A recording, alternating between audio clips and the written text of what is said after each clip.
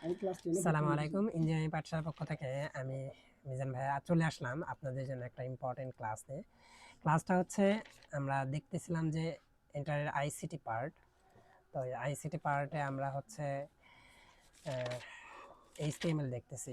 HTML আমাদের সবার আগে যেটা দেখা হয়েছে এডিটর।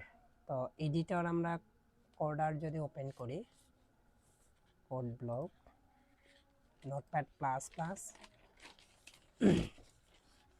এটাতে আমরা অলরেডি একটা কোডিং করছি। এই কোডিংগুলো হচ্ছে কি, প্রথমে আমার হচ্ছে হেডার থাকবে, হেডারে হচ্ছে এখানে ডক টাইপ, এই অংশটাকে আমরা কোথায় It is পাবো? now 8 এটা আমাদের p.m.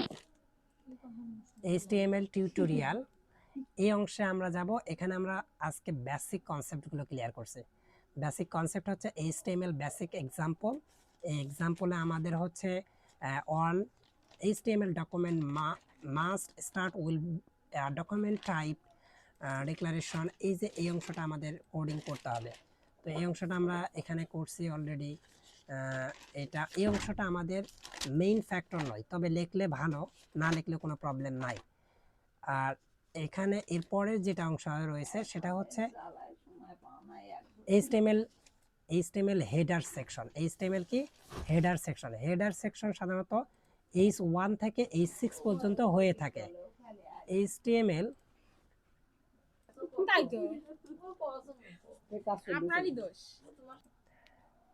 তো আমরা হেডিং সেকশন দেখছি, তাই না?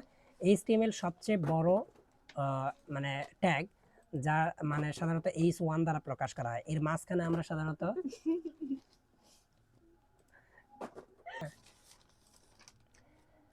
আচ্ছা দেখো, তাহলে H1 দ্বারা আমরা দেখছি যে হচ্ছে এখানে এই টাইটেল সেকশনটা থাকবে আমাদের হচ্ছে ব্রাউজারের উপরের সেকশনে।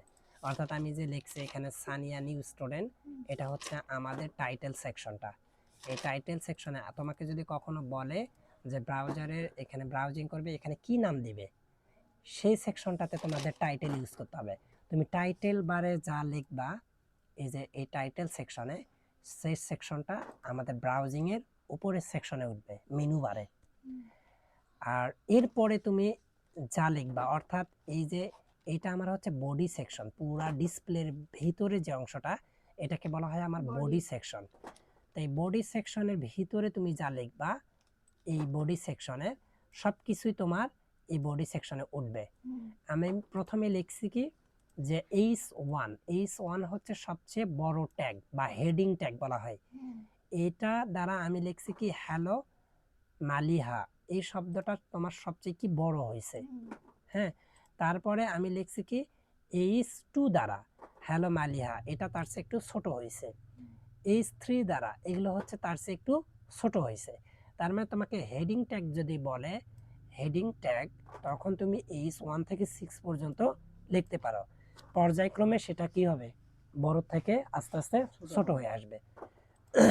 সাধারণত আমরা এইগুলোকে বোল্ড আকারের মতো দেখতেছি, তাই না? তো তুমি বোল্ড ছাড়া নরমালি কোনো লেখা যদি লিখতে চাও, অনেকগুলো লেখা লিখতে চাও, সেই ট্যাগটার নাম হচ্ছে প্যারাগ্রাফ ট্যাগ। তো এটাকে সাধারণত পি দ্বারা প্রকাশ করা হয়। তো এইটা হচ্ছে আমার প্যারাগ্রাফ ট্যাগ। এটাকে কোডিং কিভাবে করবে এখানে দেখালাম।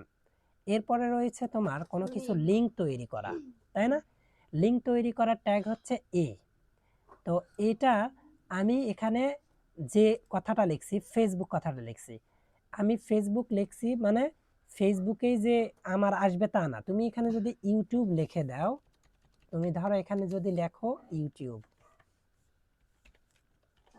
ইউটিউব, তাহলে তুমি এখানে সেভ করবা। সেভ করার পরে এই সেকশনটা তুমি যদি রিফ্রেশ দাও, ইউটিউব লেখা আসছে।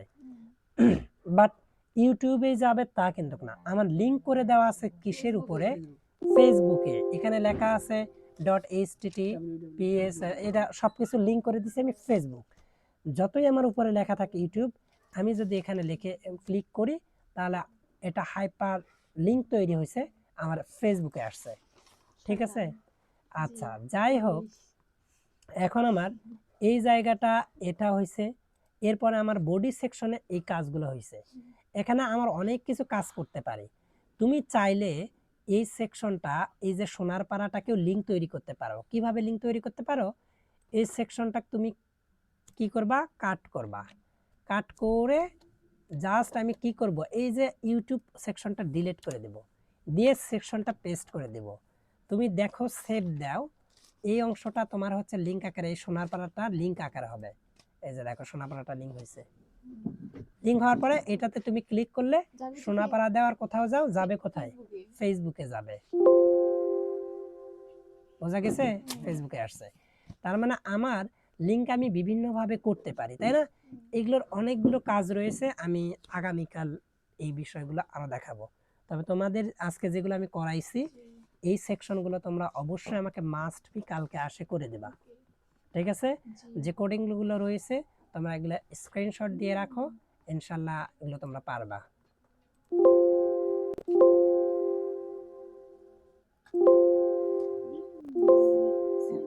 সেভ ও